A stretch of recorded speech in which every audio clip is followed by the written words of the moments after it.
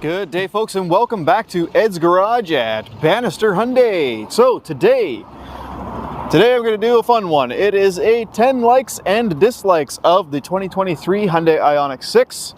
This is my personal vehicle, my personal IONIQ 6, so it was really hard to come up with 10 dislikes, but here we are. So first thing I want to do is I want to talk about the 10 likes. I absolutely love this car, and this is going to be really easy. So let's start with number one. And number one has got to be the looks of this vehicle. So looks, of course, are subjective, and this vehicle is somewhat polarizing. But I've done a little bit to it to make it kind of my own. You know, I've got the little orange pinstripe along the bottom, and I've also blacked out the bottom, the rocker panels. I've also tinted the windows, so I think it looks fabulous the way it is right now. I absolutely love this car. Things like the the pixels underneath the headlights and the nice smooth front end for aerodynamic efficiency. I actually really like these wheels as well. But the overall looks of this vehicle, I think, are fantastic. And honestly, if you've only ever seen it in pictures and you haven't seen it in person, I highly recommend that you try to find one in person that you can check out, because quite frankly, it looks better in person than it does on pictures. 100%, no question. Everybody says it, everybody agrees. Anyway, so that is number one. All right, so number two has got to be the automatic unlocking feature as you approach the vehicle. Now, the funny thing is that there was actually a recall on this originally because it didn't work most of the time. Now it works most of the time, but it doesn't always work. So there's still something flaky about it. I think what might be happening is it might be interfering with NFC from your cell phone. These do have the ability to have a digital key in Canada, but there's no digital key application yet, but down in the States there is. So once that's added in, that'll probably eliminate that problem. But I really like that automatic unlock feature and the handles popping out. That's pretty cool. Okay, number three is going to sound kind of weird, but it actually has to do with the trunk. This is going to be a 2-for-1, because for one, it has the smart trunk, the smart opening system where it opens up automatically, and it actually opens up all the way because it is a powered trunk. But the thing I actually want to point out is also right here. You'll notice the IONIQ badge in here. I think it just looks really cool. Every time I wash this vehicle, I get in there with the wash mitt, and I'm like, man, this is a really neat design. So 2-for-1. It's a smart power trunk, and it just works really well. It's nice when your hands are full. All right, number four is kind of a gimmicky thing, or at least I thought it was at first, but I've actually grown to like it a lot, and that is the smart park system. So I'll show you how this works here. So I'm going to go ahead and start the car, and then on the side of the key, you see we've got these extra couple of buttons here, and what you can do is you can actually control the vehicle's movement forwards and backwards using the key fob. Now, when I first got the car, I was like, this is kind of neat. It's kind of fun to show off this feature, but what in God's name am I ever going to use it for? In the off chance that maybe I have somebody parked too close to my car, yeah, sure, I'll be able to pull it out without getting in. But how often does that really happen? So at first I thought it was kind of gimmicky and I just didn't care. But I'll tell you, I have used it a ton since then for something that I actually didn't expect. So I do a lot of my own repairs and work around the house, and I work on cars, I work on my house, I do renovations and repairs on appliances and stuff like that. And often I need to use the garage to do so, but by the time I go to the garage, my hands are already dirty, or my back is dirty from laying on the garage floor and working on something, and I need to move the car out of the garage, or at the end of the day I need to move the car back into the garage. Well, I don't want to get into this nice beautiful beige interior and get it all dirty. So as you can see, so the Smart Park makes it really easy, because I don't have to get into the car. I can just pull the car out, do my thing in the garage and get everything done, and then when I'm all done I can pull it back into the garage, all without ever getting into the car. So that was an unexpected bonus that I didn't even consider for the Smart Park system. So that's why I definitely like the Smart Park. All right, number five is these little cameras on the mirror here. So that is part of the 360 camera system, but they give you a super cool feature known as blind view monitor. I'm going to quickly show you that. Unless you have seen it before, you might not know what this is. So check this out. We're inside the car, And when I put the left turn signal on, there it is. It shows me a view of the left side of the vehicle. If I put my right turn signal on, it shows me a view of the right side of the vehicle. So that is definitely one of my favorite features, and that's number 5. All right, number 6 is another thing with the key fob. A lot of people don't know that you can do this with the IONIQ 6, but check this out. If I hold down the unlock button, watch what happens. The windows in the front both roll down. Pretty neat, eh? Now the cool thing is if you let go of the button, it'll actually stop anywhere along the way. So if you don't want it to open up all the way, you can just let go of the button once they're down a little bit. So pretty cool. So if it's a really, really hot day like today, you know, you can actually quickly make the windows go down. Unfortunately, you can't make them go back up though. You have to get into the car to do that. There's no way to make them go back up. All right, number 7 has to do with the ambient lighting. You can see this little orange line right along here. That's because the top half of the ambient lighting system is currently set to orange, and it'll actually kind of have this orange glow above the handle here, or whatever color you want. You can choose out of 64 different colors on the top, but the cool thing is you can actually choose 64 colors along the bottom. Let me show you a picture of that real quick. So that setting then is in here. So we go to vehicle setup, and there's vehicle there. And then we go to lights, ambient light, color. And you can see we can actually choose some preset color combinations, or we can go to custom dual color. And then we can change both the upper and lower dual color ambient lighting. Super cool. All right, number 8 has got to be these two beautiful, super clear, very high resolution 12-inch screens. So instrument cluster is 12-inch and the infotainment system is 12-inch. Now the instrument cluster, it doesn't really have a whole lot of customization. However, you'll notice when we put it in different modes, it does look a little bit different. We got some red glowing on the sides there. And of course, we can also change kind of what's up in the center of the cluster. If you haven't already seen my my video on this vehicle for the review anyway, check it out because I kind of go through everything in there. But the nice thing is you can have it in dark mode or light mode or automatically switching. On this side here, of course, you have your infotainment system, and this is very customizable. You can do a lot of stuff in here. You can have whatever it is you want on the screen, whether it's the built-in map system, full screen Android Auto, full screen Apple CarPlay, the radio. Obviously, there's a ton of different things that you can do in here. I'm not going to get into it because there's just too much right now. But yeah, again, check out the full review video that I've done on this vehicle. I'll put that in the description below. Okay, number 9 is just how much power this vehicle has. So it's 320 horsepower. This, of course, is the dual motor. So front motor, rear motor, all-wheel drive. 320 horsepower, 425 foot-pounds of torque, if memory serves. It's a lot. Anyway, 0 to 60 miles an hour in as little as 4.5 seconds as tested by independent reviewers. So that's a pretty quick vehicle. I mean, it's no Tesla Model 3 performance, but it's faster than a typical Tesla Model 3, and it is neck snapping off the line, which is awesome. Especially when you put it into sport mode. So you notice, again, pressing that drive mode button, I can put it into sport mode. That unlocks all the potential of the acceleration on this vehicle. The handling characteristics are pretty good. Again, it's not a sports car. We can call it a luxury sedan, and it's still very, very good at handling around corners and stuff. But yeah, it's a really nice, smooth ride. Acceleration's awesome. I can't get over it. It's a really, really, really nice drive. You need to try one out.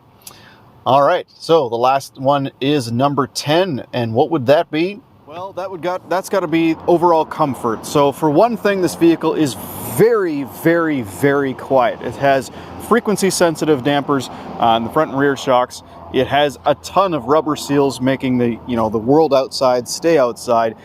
It's very, very quiet on the road, very smooth on the road. The seats are incredibly comfortable, and both of them, both front seats, are powered. They're also heated and ventilated, and of course the rear seats are heated. So with the seats, you have 1, 2, 3, 4, 5, 6, 7, 8, 9, 10-way adjustable power on both sides. So the passenger side gets lumbar support as well, and of course memory seating for the driver's seat as well. All right, well, that is my 10 likes. Now, ultimately, I have about 100 likes, but that would make this video very long. So those 10 work. But now the unfortunate stuff, the 10 dislikes. And it's got to start with this key. No one likes this key. This key is terrible. I hate it. It scratches easily. It's cheap plastic. It's way too big. And for some stupid reason, the actual physical key doesn't fit anywhere inside of the key fob either. So, aside from the functionality of the key, which is great, the key itself is terrible. Yeah, that's number one. Number two, though, is something I can't really show you or demonstrate unless I were to go for a drive, and unfortunately I just don't have the time to do that right now, but I'll explain it. So this vehicle has lane change assist. So that means that if you're driving down the freeway, if highway drive assist is enabled, so cruise control, and you put the turn signal on, whether you tap it or turn it on or whatever, it can actually do the lane change on its own. In reality, though, it has two annoying things that come up. So if your hands aren't on the wheel, or if you're just holding the wheel loosely when you turn on the turn signal, rather than do a lane change, it'll actually say your hands aren't detected on the wheel, and it won't do it, which is kind of weird. It's like, well, if it's trying to do it on its own, why is it bothering to check? But anyway, I understand the need to have your hands on the wheel, and I do, but if you're just holding it lightly, a lot of times it'll fail, saying that it doesn't detect the presence of your hands on the wheel. Then what's worse is that if you help it along a little bit, then it says steering input detected, lane change assist canceled. So you have to have it kind of right in between for it to work, which I think is just stupid. So that system to me is super gimmicky. And the other bad part about it, unfortunately, is just too slow. So if you turn the turn signal on, you're expecting to go into the other lane right away. Not necessarily. The car needs to make absolutely sure that it's perfectly safe to do so before it goes. So you put the turn signal on and it's like 1, 2, 3, 4. Finally it starts going over. So it's just very slow. It doesn't work 50% of the time because whether or not your hands are detected on the wheel or input is detected in the steering wheel. So it's just not a good system. So I dislike. That is something I truly dislike about this car, and quite frankly, probably any other Hyundai vehicle that has lane change assist. All right, next thing is these cup holders. They're in a good spot, they're a good size, but they're far too loose. So these little grippy thingies right here, they're just not very strong, and I find that my cup kind of wobbles around in here, which is kind of weird because my old IONIQ, my 2017, I put the cup in and it was very, very secure, it didn't move at all. And they were no bigger, no smaller, no deeper. They were about the same size, but these things were definitely just a bit stronger. And yeah, so cup holders, unfortunately, are a bit of a fail. They do work, but I don't want my cup kind of rocking over to one side or forward and backwards as I'm driving. Okay, number 4 actually has to do with ambient lighting and the fact that there's none down here. Well, there isn't generally speaking. However, I've fixed that. I've actually added a light down here. I don't know if you can see it. But this wasn't here when I bought the car. I actually had to add that in. And the fact that there's ambient lighting in the doors and ambient lighting along the dash, but not where you kind of need light to find stuff, was kind of weird. So yeah, that's definitely dislike number 4. All right, dislike number 5. No place to put your sunglasses unless you buy these. These are really nice, by the way. They're little magnets. And we were able to find some that kind of matched the leather interior. But yeah, there's no sunglass holder like there used to be on every Hyundai. I mean, you could put them, in your cup holder or down here maybe, or down there. I don't know. There's various different places you can put them. But yeah, there's just no actual factory place to put your sunglasses. And it's kind of annoying. Okay, number 6. The charging port location. Now, some people might like it here. I don't like it here. I think that the charging door should be on the driver's side at all times or on the front of the vehicle. I think that would make more sense. And the reason being is because, honestly, when you pull into a charging station, I mean, you're pretty much always going to have to back the car, which is fine. I can back the car in just fine. But usually they're set up for a charging port to be on the driver's side. And as far as the having the port on the front, well, that would just make way too much sense. The only downside of having it on the front, of course, is ice buildup in the winter. But that's pretty easily mitigated. So my old IONIQ had it on the rear left, which made a lot of sense because you pull into your garage, generally you get out of your car, you grab your charger and you plug it in. But now when I get into the garage, I get out of the car, I have to go around the car to plug the charger in on the opposite side. So every time I get out of the car and plug the charger in, I have to go to the opposite side. And every time I leave in the morning, I have to start this side and go to that side. So it's, I know I'm crying over spilled milk here, but it's, I don't know, it's just a little bit annoying. Okay, number 7, no rear daytime running lights. And that isn't just this vehicle, that's almost every vehicle from every manufacturer. Currently the vehicle is running. It's not in drive or anything, so there's no exterior lights on at all. But honestly, why there isn't reverse daytime running lights is just beyond me. Number 8 is the fact that I can't keep it on iPedal. So using the pedal on the left of the steering wheel here, I can change the max regeneration level, basically from 0, so no regeneration when I lift off the accelerator, to level 1, level 2, level 3, and then max is iPedal. It doesn't stay on iPedal, so when you shut the car off and turn it back on, unfortunately it'll go maximum to level 3. It will not go back to iPedal. You always have to enable iPedal every time you turn on the vehicle, so I kind of wish that would stay. All right, and number 9 would be the fact that when you start the car with BlueLink, you can't turn on the ventilated seats. You can turn on the heated steering wheel, but you can't turn on the ventilated seats or the heated seats from BlueLink during a remote start, which is kind of weird because other Hyundais you can. As a matter of fact, I just set this up with a customer on a Santa Fe Calligraphy, and the Palisade you can do it as well. For some reason in the IONIQ 6 they just didn't give you the option, so that's kind of sucky. And finally, number 10, the thing that most people complain about is the fact that there is no wireless Apple CarPlay or wireless Android Auto. All right, we're now at about 6 years since the advent of Android Auto in the Hyundai Elantra. In 2017, it debuted with Android Auto, and of course it was wired, and wireless Android Auto Apple CarPlay started to show up at about 2019-2020. So we're now 3 or 4 years into the capabilities of wireless Android Auto Apple CarPlay, and yet still Hyundai does not have it in any of their systems with navigation. It's incredibly frustrating. It's a question I get like at least once a day on my YouTube channel. It's amazing how many people ask about it and ask why it doesn't work or why it doesn't have it. It's a simple solution as well. I mean, I've actually got right down here beside my lucky cat, there's a wireless Android Auto receiver, and it's plugged into the USB port. Not right now, because of course the phone is busy recording, but it plugs into the USB port right there. And every time I get into the car, Android Auto comes up wirelessly. I don't have to plug my phone in. It's a simple solution. It works great. But the fact that I had to pay $50 and make a USB cable on-off adapter that connects power differently, because that USB port's always on, that's frustrating. And honestly, I really, really wish that Hyundai would get their act together and get that solved. But that is my 10th dislike. It was pretty hard to come up with dislikes for this vehicle, guys. This vehicle is phenomenal. And you can see a bug flying around out there.